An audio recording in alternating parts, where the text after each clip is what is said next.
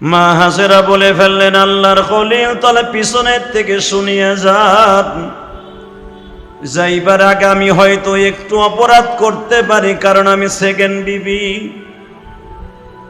কিন্তু আপনার বড় বিবিরে বুঝাইয়া বলিয়া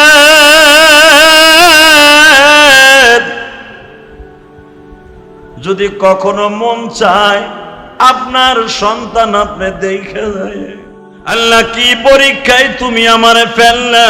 তোমার খলিল ইব্রাহিম রাখিয়া গেল মাত্র 8 কেজি জও দিয়া, 5 কেজি খুরমা দিয়া, মাত্র 1 বদনা পানি দিয়া রাইখা গেছে মালিক। পানিও শেষ হয়ে গেছে, খুরমাও শেষ হয়ে গেছে। আল্লাহ আমি খাই তো খাই না, কোনো মানুষ তো পাই না, পাহাড়ে উঠছি মানুষ নাই, মারোয়া পাহাড়ে উঠছি মানুষ নাই, শুধু পাহাড় আর পাহাড় ছাড়া কিছু দেখি না। তোমার খলিল দোয়া করছে কি তাও জানি না, আমারে তুমি মৃত্যু দাও বা না দাও, আমার ইসমাইল রে বাঁচায় রাখো। আল্লাহর খলিল ইব্রাহিম চোখের পানি ছেড়ে দিয়া বলে, ওয়াল্লাযীনা আমানু আশাদ্দু হুব্বান লিল্লাহ।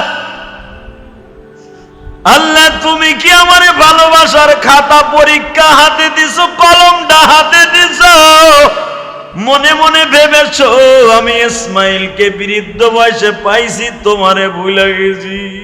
ইব্রাহিম আলাইহিস সালাম জীবনে যতগুলো পরীক্ষা দিছে, 5 ক্লাস ফার্স্ট হইছে, এ প্লাস গোল্ডেন এ প্লাস পাইছে, এমনি এমনি না। এর ভিতরে ইব্রাহিম আলাইহিস সালামের মেন ছিল আল্লাহকে সন্তুষ্ট করার জন্য যা কিছু দরকার উনি তাই করতে প্রস্তুত। তার ভিতরে গত জুমায় একটা বলেছি, মনে রাখবেন, পরীক্ষা নাম্বার 4। ইব্রাহিম বউ আর ছেলে মেয়ে রেখে যাইতেছ, রব্বানা ইন্নী আসকানতু মিন যুররিয়াতি বিওয়াদিন গায়রা জি যারইন ইনদা বাইতিকাল মুহাররম রব্বানা লিয়ুকিমুস সালাতা ফাজআল আফিদাতাম মিনান নাস তাহবি ইলাইহিম ওয়ারযুকহুম মিনাত তামারাত লাআল্লাহুম ইয়াশকুরুন। বউ ছেলে মেয়ে রেখে যাইতেছ। ইব্রাহিম আলাইহিস সালাম আইছে কিন্তু এক রাস্তা দিয়া, যা গেছে কিন্তু আরেক রাস্তা দিয়া, মনে রাখবেন। ইব্রাহিম আলাইহিস সালাম আসছে মসজিদে জেনের পাশ দিয়া, এটা মনে রাখেন উলামা ইকরাম। মসজিদে জেন যেটাকে বলা হয়, জান্নাতুল মুআল্লা কবরস্থান যেটা, মসজিদে ফাতাহ, মসজিদে জেন, মা খাদিজার বাড়ি, জান্নাতুল মুআল্লা কবরস্থান, যেখানে 50,000 উপরে সাহাবী ঘুমে আছে, যেখানে 10,000 উপরে খালি নবী শুয়ে রয়েছে। এই জান্নাতুল মুআল্লা কবরস্থান পৃথিবীর শ্রেষ্ঠ কবরস্থান কেন বলা হয়েছে? এখানে 10,000 উপরে নবীর কবরই আছে। ইসমাইল আলাইহিস সালামের কবর কিন্তু জান্নাতুল মুআল্লা কবরস্থানে, মা খাদিজার কবরস্থানে। ইব্রাহিম আলাইহিস সালামের সন্তান, তার কবরও কিন্তু জান্নাতুল মুআল্লা কবরস্থানে।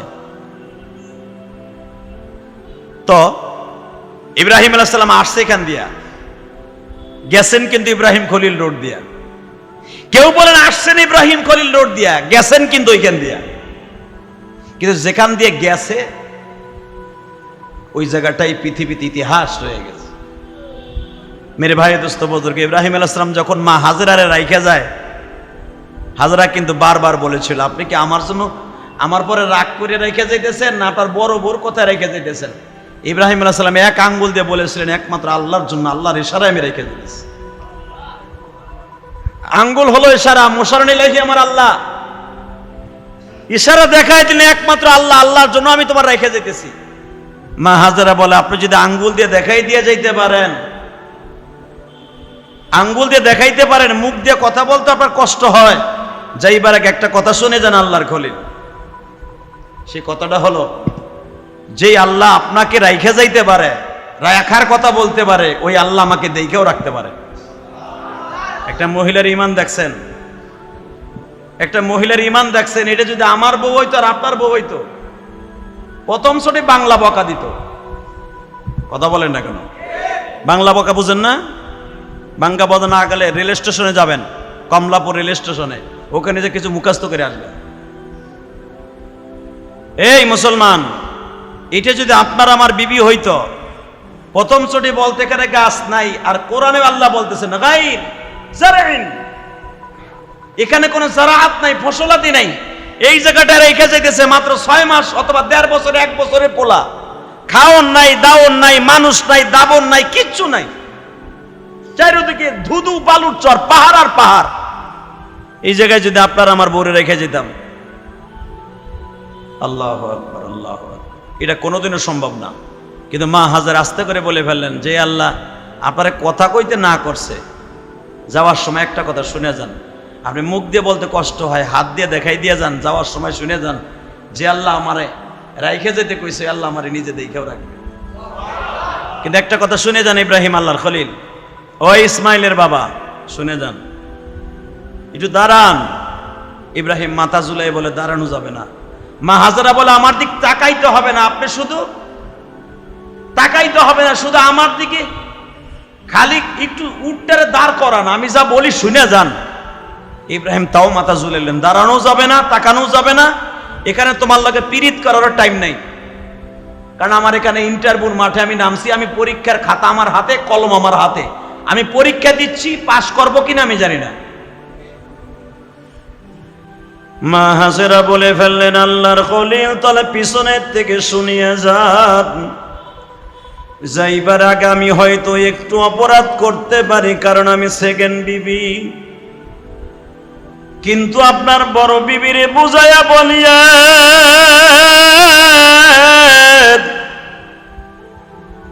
যদি কখনো মন চায় আপনার সন্তান আপনি দেখে যায়।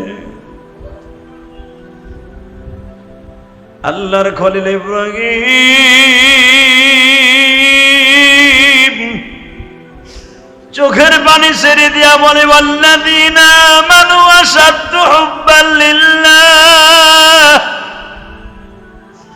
আল্লাহ তুমি কি আমার ভালোবাসার খাতা পরীক্ষা হাতে দিছো, কলমটা হাতে দিছো, মনে মনে ভেবেছো আমি ইসমাইলকে বৃদ্ধ বয়সে পাইছি, তোমারে ভুলে গেছি।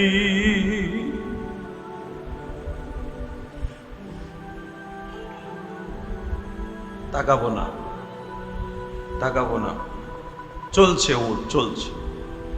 মা হাজেরা বলতেছে, জান গো আল্লাহর খলিল জান, মাঝে মাঝে দেখা যায়েন। আপনাদের জানা আছে বাবারে, 4 বছর পরে ইব্রাহিম একবার আসছিলেন। কয় বছর? জোরে কান, জোরে। খালি কোরবানি দেন না, কোরবানি আমি দেই আপনি দেন, কোরবানি এত সহজ? 4 বছর খবর লয় নাই।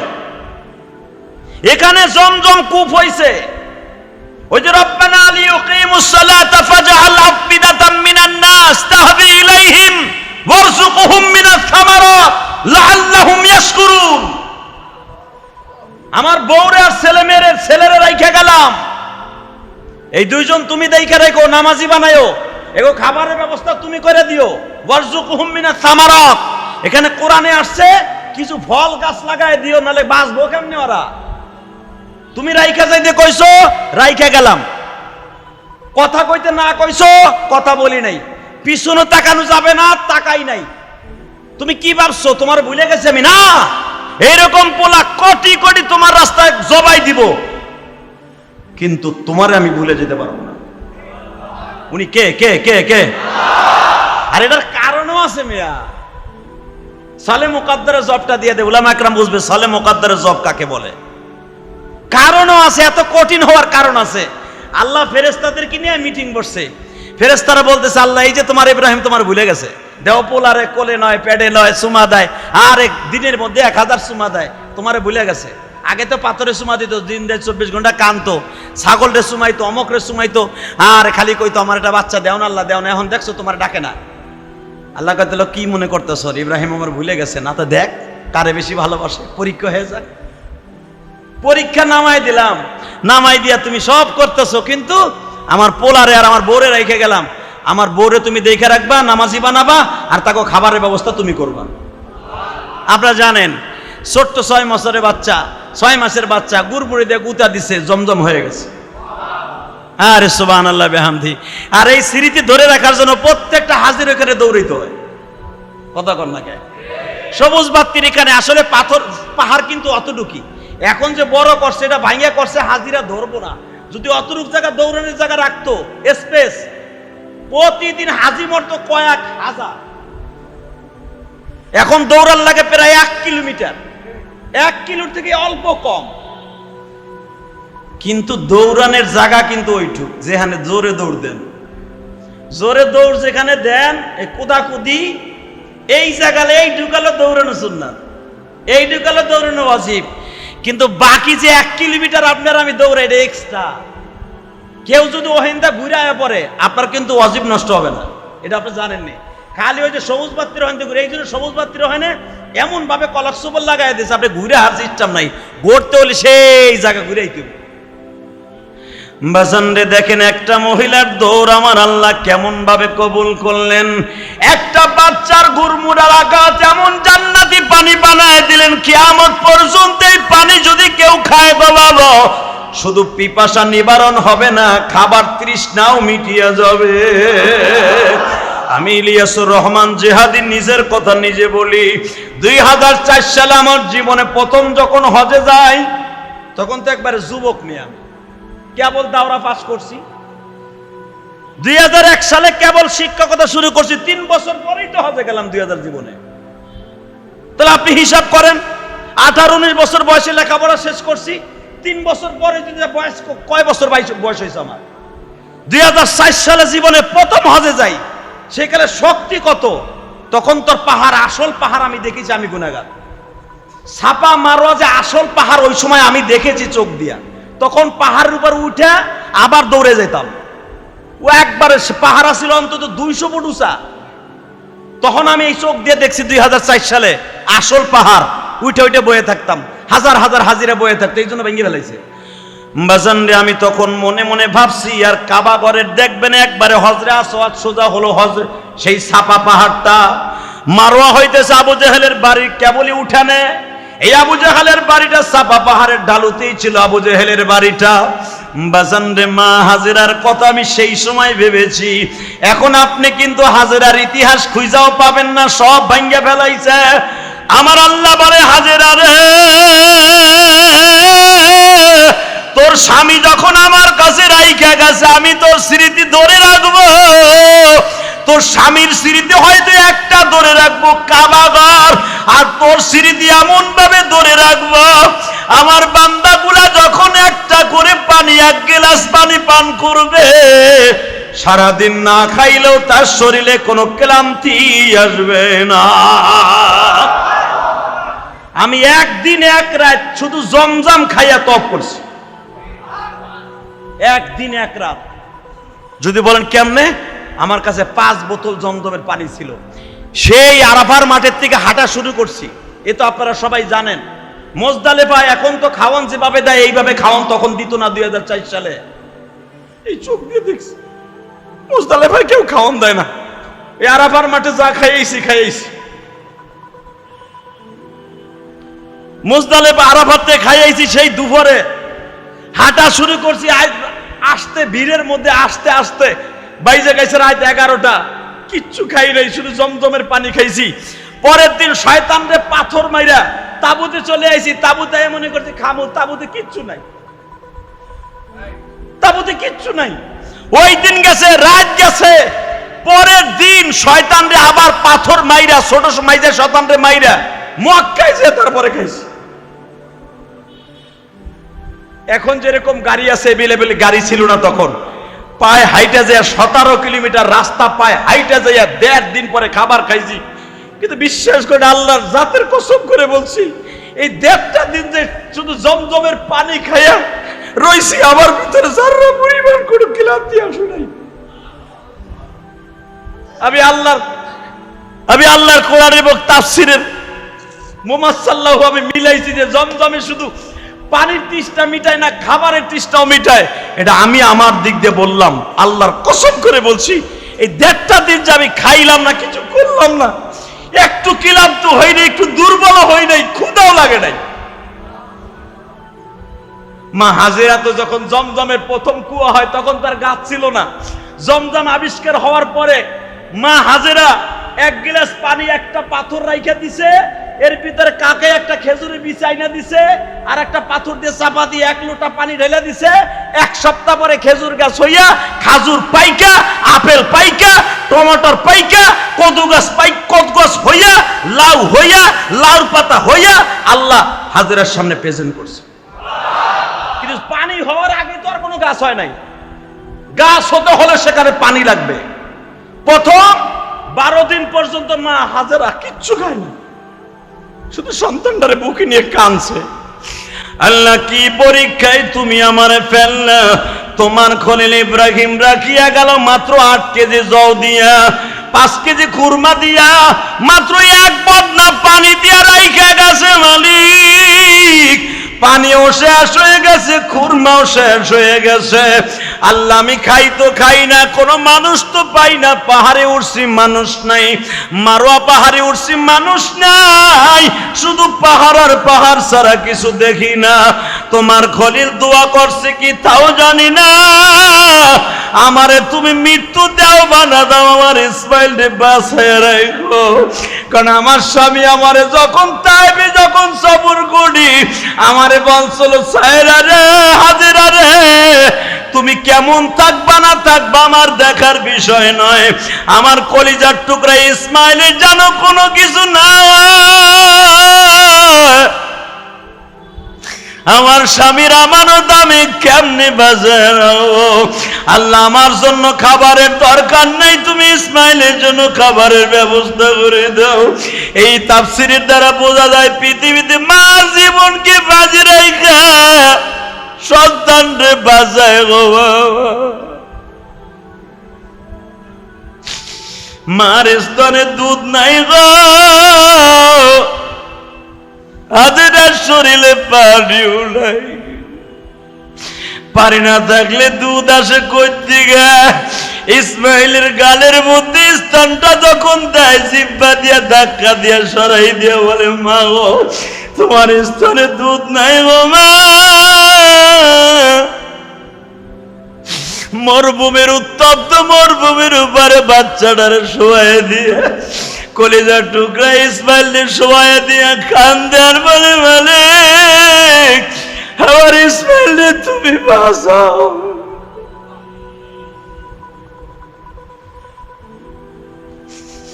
সারাটা দিন একটা কাপড় মাথায় দিয়া শুধু বলি লাব্বাইক আল্লাহুম্মা লাব্বাইক, বলেন লাব্বাইক আল্লাহুম্মা লাব্বাইক লা শারীকা লাক লাব্বাইক ইন্নাল হামদা ওয়ান নি'মাতা লাকা ওয়াল মুলক লা শারীকা লাক।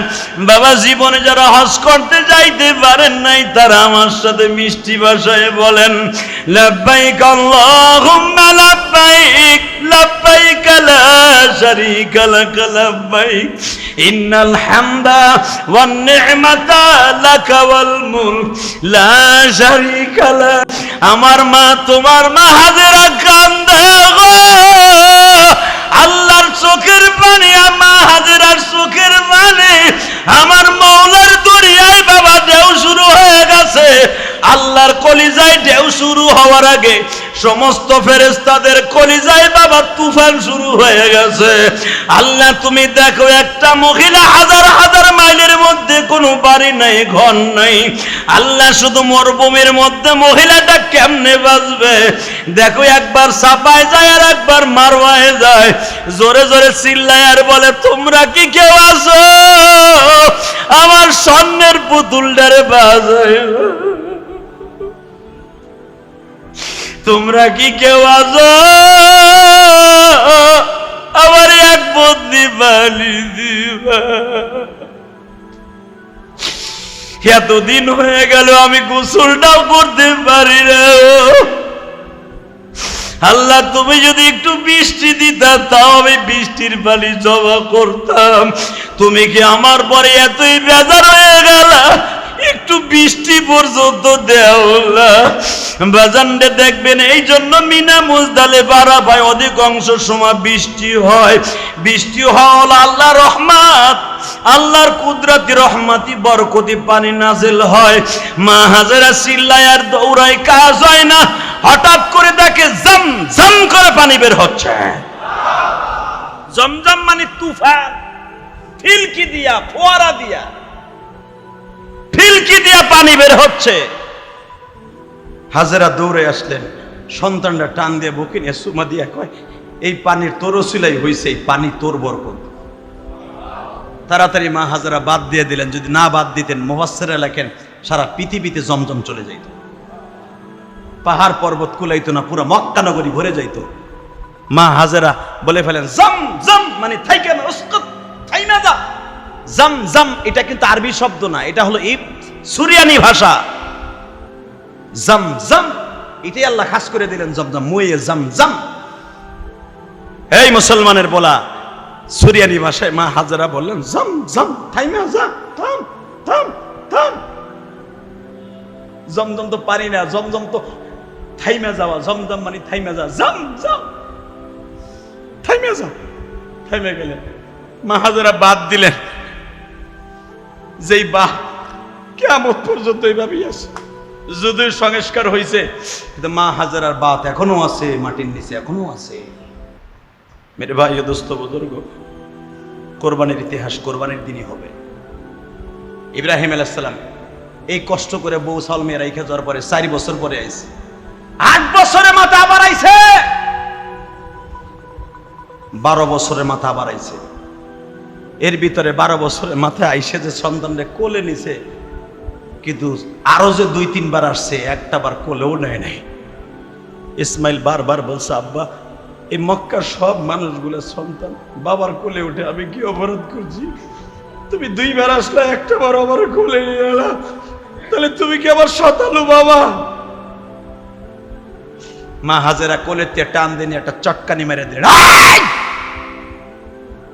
বাপ কোনদিন শতালু হয় না। মা শতালু হতে পারে, বাপ হতে পারে না। কথা বলেন না কেন? বাবা তো একই। কি বললি তুই? তুই কি জানোস মাজায় কোমরে রশি বাইন্দা এই যে আশেপাশে 80-82 জন ফ্যামিলি দেখতেছ এখন, এই 4-5 বছরের ভিতরে ফ্যামিলিরা এসে গেছে পানি দেখা, এগুলো তোর মায়ের কষ্টের ছাপ। আজকে তুই 4 বছর বয়সে ইমাম হইছ, এদের ইমাম হইছ, লিডার হইছ, এটা তোর মায়ের অবদান, এটা তোর বাবার দোয়া। দুনিয়ায় কেউ না জানলো, আমি হাজেরা জানি। তোর বাবা আল্লাহর ইশারা ছাড়া একটা কাজ করে না। খবরদার বাবার দিকে কোনোদিন মাইন্ড ছাড়া, মাইন্ড করে কোনোদিন কথা বলবি না। মা আমার ভুল